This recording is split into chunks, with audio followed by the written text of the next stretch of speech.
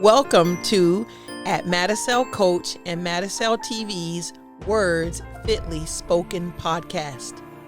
Hello there, I'm Coach Sandra, and I'm the host of Words Fitly Spoken podcast. Words Fitly Spoken are words spoken at the right time for your encouragement and enrichment. On this podcast, we will deal with emotional and mental wellness by talking about the conflicts we have in our everyday relationships, whether at home, work, school, and the community. Stop in to hear some helpful words that create awareness about your emotional health. Hey, thanks for coming back. Good to see you. Welcome back to MADISEL Coach. And what we want to talk about today are two A words. Two A words. These A words are going to be some powerhouses of our emotions and the feelings that everyone experiences. And sometimes both of these A words, they get such a bad rap. So let's talk about the first one. Wow. Very hot topic. Anger. Oh my goodness. Do you get angry? I get angry. Sometimes we'll say, well, what makes you angry? We have a lot of different things that make us angry. What I notice is that when I talk to different people about it, some people are afraid to even use the word. And a lot of times it's because they've been brought up in a way that says anger is just horrible. It's bad. It can't be in the house. It can't be a part of your life. And it's like, no, don't do that, please. Because what we don't seem to understand, people who are saying that to kids, to other relatives, students, whoever's being told anger is bad. No, anger is actually necessary. Okay, I said it. Anger is necessary. Anger is actually a part of our human makeup because it is beautifully, intimately connected to injustice. Here's what I mean by that. We each have an anger meter inside of us. And what that meter is doing for us is communicating when something is unfair, something is out of balance. There has been an injustice. That's what it means for anger to be intimately connected to injustice. Anger is a communicator. This A word is awesome. You need the communication of anger to let you know something is out of balance. Now, something might be you, so keep that in mind. You might be out of balance. You might be the one creating all the chaos. So your anger meter works that way. You're angry. You're upset. We use the soft words. I was disappointed, or I was irritated. I was frustrated. Those are all different words that we'll use to replace it. Sometimes we'll hear, well, I'm mad. Those are all different levels of how we hear, interact, and move around the hot topic of anger. So I created a card as a reminder, as a support, and I call it Angry Me. And the reason I do that is because your anger is about you. I don't know if you heard that, but I'll say it again. Your anger is absolutely, positively, always and forever about you. It's a communicator to you. Now, other people will be able to experience it, of course. You know when someone's angry around you. So you experience other people's anger and they experience your anger. But we love to use the bailout as our way of saying that person made me angry. That situation made me angry. I'm angry at you because. You got to first recognize you're angry because of you. The communication is to you first, then it can be for other people. But you've got to pause long enough to understand your anger is about you. We don't all get angry at the same things. That bothered this person, but it didn't bother me. Or that bothered me and it didn't bother you. So we don't all get angry at the same things. Again, we have an anger meter that's inside of us. And how we interact in the world is where it'll register at different places at different times.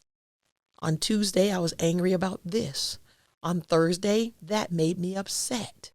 Oh, on the weekend, I can't believe that person interrupted my quiet time.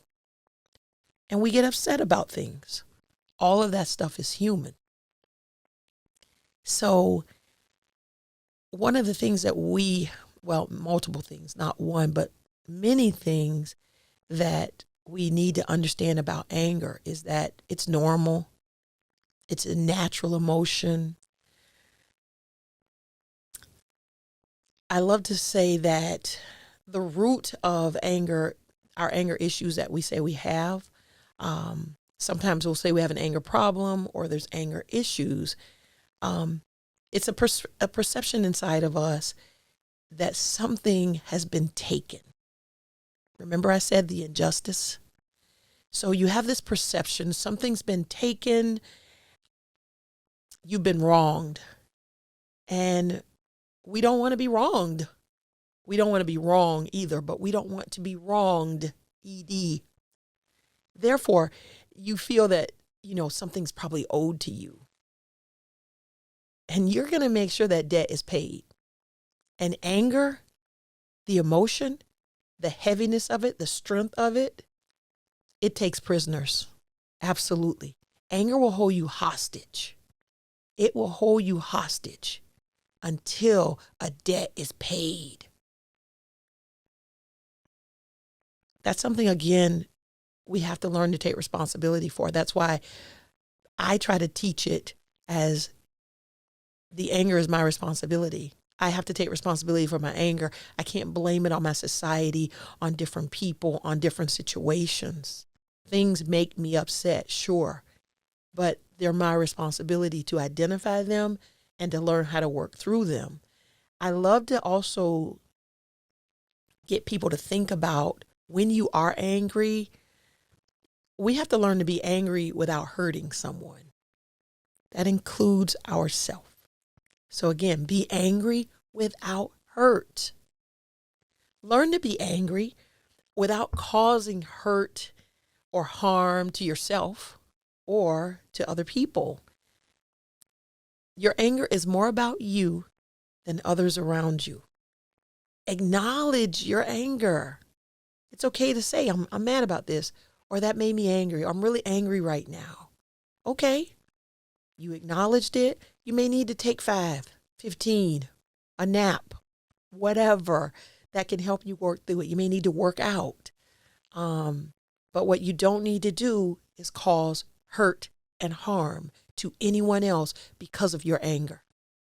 Your anger. It's not their fault.